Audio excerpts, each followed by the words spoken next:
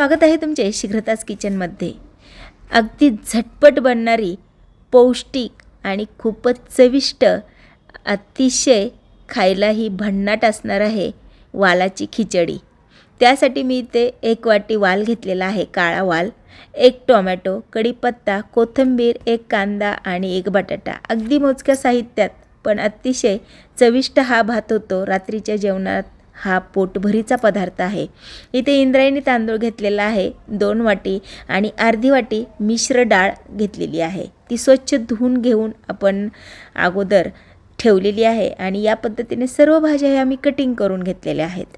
आता इथे तयार वाटण आहे, त्यामध्ये खोबरं, आलं, लसूण, कोथिंबीर आणि थोडंसं दगडी फूल असं वाटण तयार करून ठेवलेलं आहे। ते वाटण घातलं तर भात अगदी सुपर टेस्टी होतो, वेगळे मसाल्यांची गरज पडणार नाही। तर आता इथे मी जास्तीचं थोडं तेल लागणार आहे ह्या भाताला, तर 2-3 पळी मी तेल घातलेलं आहे। जिरे, मोहरी आणि छान तडतडली की आपण लगेच कांदा घातलेला आहे। कांदा हलकासा आपल्याला लालसर होऊ द्यायचा आहे की लगेच आपण त्यामध्ये हे तमालपत्र, थोडीशी दालचिनी, 2 लवंगा आणि मिरे घालून तयार वाटण घातलेलं आहे आणि ते आता सगळे जिन्नस आपण मीडियम फ्लेमवर आहेत ते फ्राय करून घेणार आहोत। त्याचा सगळा कच्चापणा आहे तो दूर झाला पाहिजे। वाटण, कांदा, कढीपत्ता चांगलं परतल्यानंतर लगेच त्यामध्ये आपण बारीक चिरलेला बटाटा घालून घ्यायचा आहे।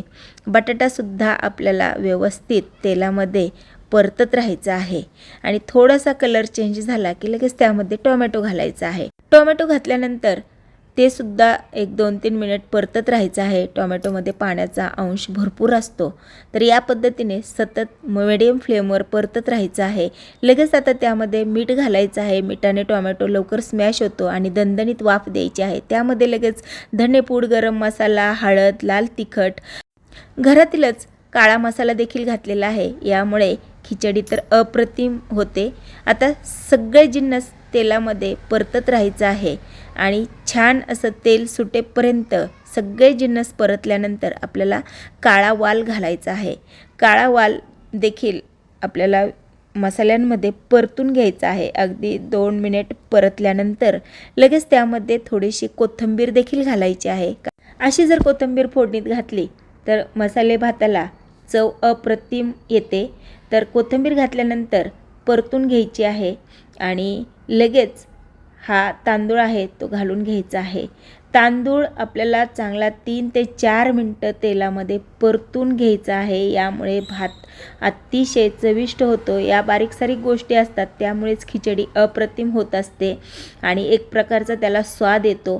तर तेलामध्ये चांगला तांदूळ फुलेपर्यंत मी परतून घेतलेला आहे। 3-4 मिनिट तेलामध्ये परतलेला आहे आणि आता कडकडीत गरम पाण्याचा वापर करायचा आहे। जेव्हा पण तुम्ही खिचडी करा, मसाले भात करा, तेव्हा गरम पाण्याचाच वापर करायचा आहे। व्यवस्थित मिक्स करायचं आहे।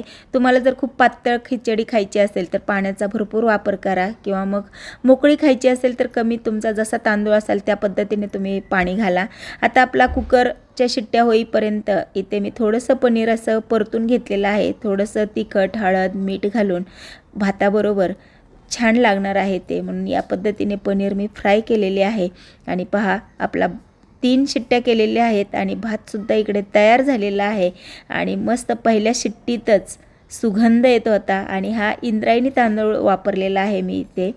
तर खायला अतिशय टेस्टी हा भात झालेला आहे। अगदी पूर्वतयारीपासून 15 मिनिटात ही वालाची खिचडी तयार झालेली आहे। अशी गरमागरम वालाची खिचडी, त्यावर साजूक तुपाची धार आणि गरमागरम आपल्याला हे सर्व करायचे आहे। झटपट आणि कमी साहित्यात आणि रात्रीच्या जेवणात तर उत्तम पौष्टिक अशी ही खिचडी नक्की करून पहा।